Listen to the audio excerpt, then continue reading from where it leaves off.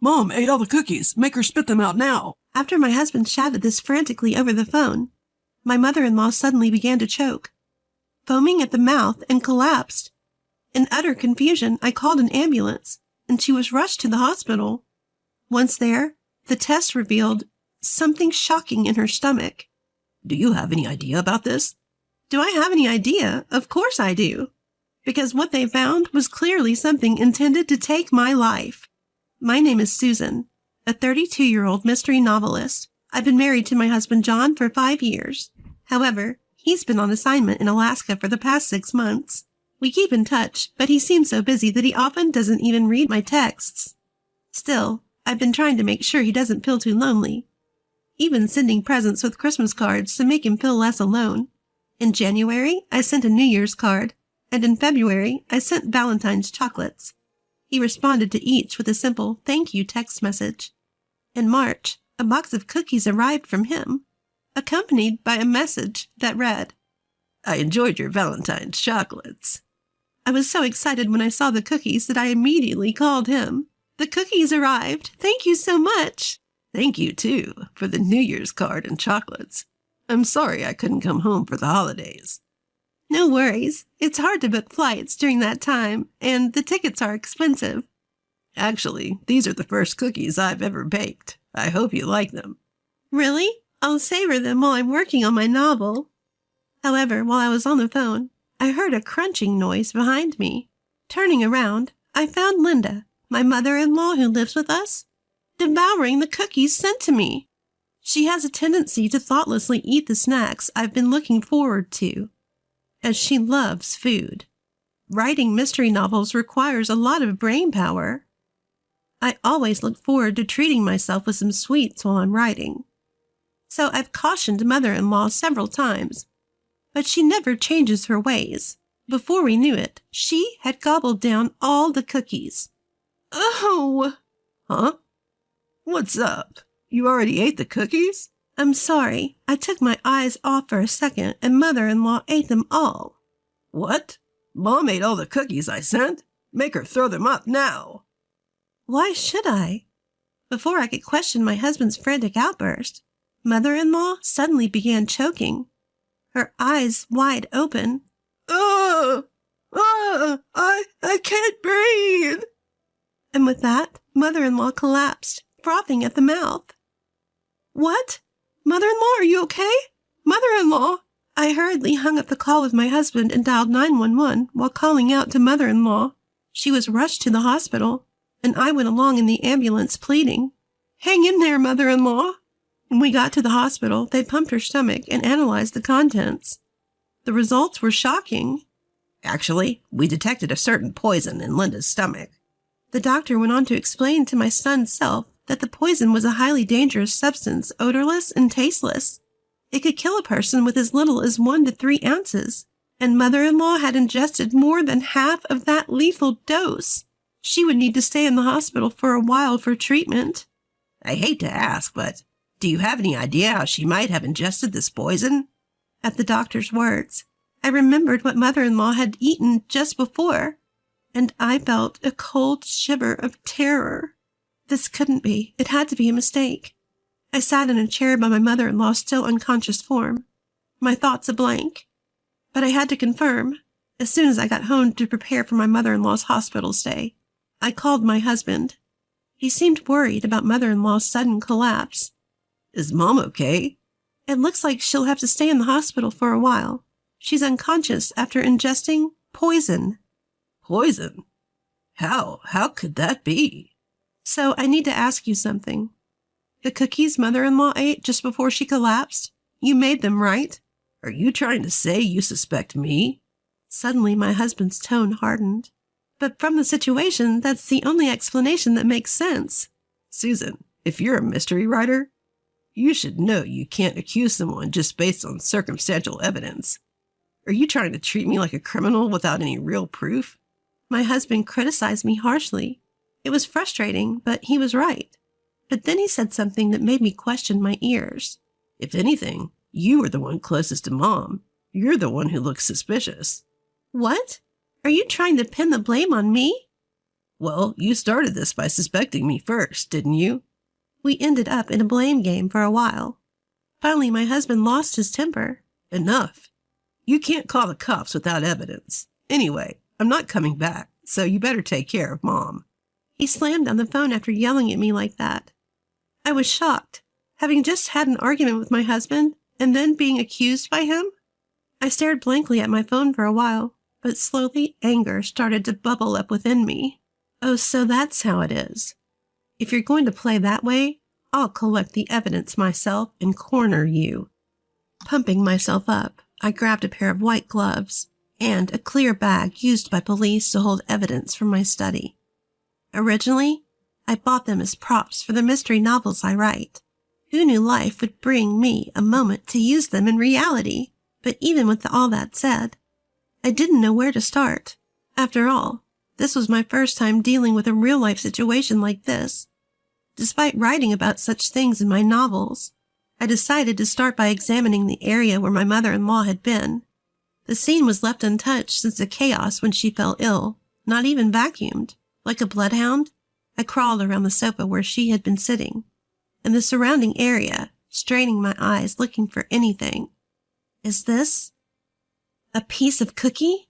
I found something that looked like a piece of cookie my mother-in-law had been eating, picked it up with tweezers, and carefully put it into the bag.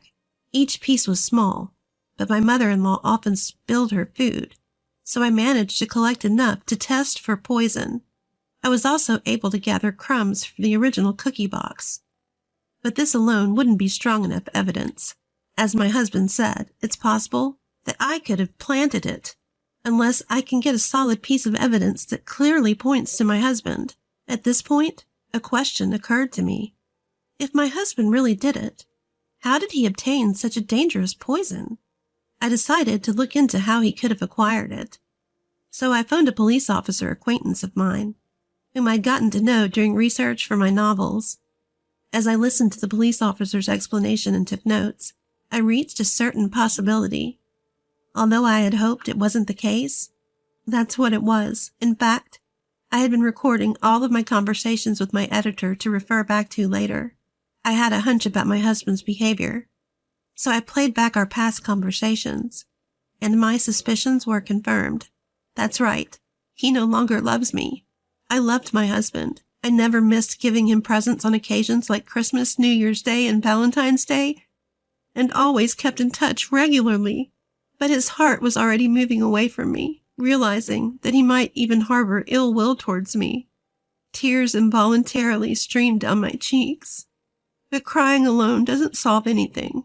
I called my mom, explained the situation, and asked her to take care of my mother-in-law, then hastily booked a flight and a hotel to Alaska, keeping it a secret from my husband. Once there, I staked out the apartment where my husband lived alone. Alaska in March was still covered with snow. I layered a heavy sweater under my down jacket, and, shaking from the cold, I watched my husband. When he left, I carefully followed him, camera in hand, making sure not to be noticed. This was purely my determination and stubbornness. Nevertheless, after a few days, I had collected all the necessary evidence. Now it was time to corner my husband. I stood in front of my husband's apartment and rang the doorbell. Hey, what? Susan, what are you doing here? Hello, John. It's been a while since we've met face to face. With a grin, I casually said, standing around in the entryway is no good. Let's talk inside. And I made my way into my husband's room. So what brings you here? With a grumpy face, my husband served me a weak coffee. It was his roundabout way of asking me to leave. Oh, is it so inconvenient for a wife to visit her husband? That's not exactly what I meant. You don't have to lie. You have a date with another woman after this, don't you? My husband, who was in the middle of sipping his coffee, spit it out in surprise, coughing violently. Oh, did you come all the way to Alaska just to say that? Of course not. I have something more important to discuss. I want us to get a divorce. Please, sign the papers. Whoa. You're still holding a grudge over our argument about Mom? You need to stop with your delusions.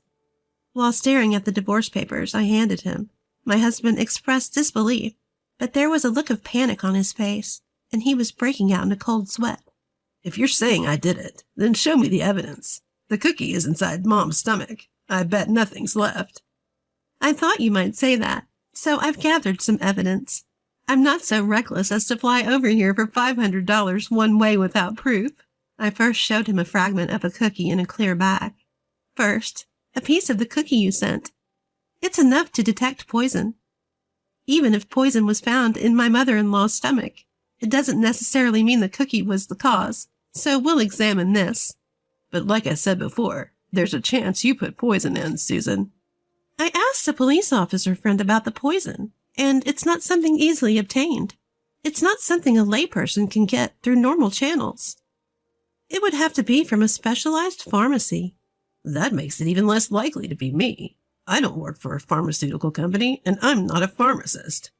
My husband slammed his palm on the table to try and intimidate me and end the conversation, but I calmly continued. That's why I thought there might be an accomplice. You seem quite close with this girl, don't you?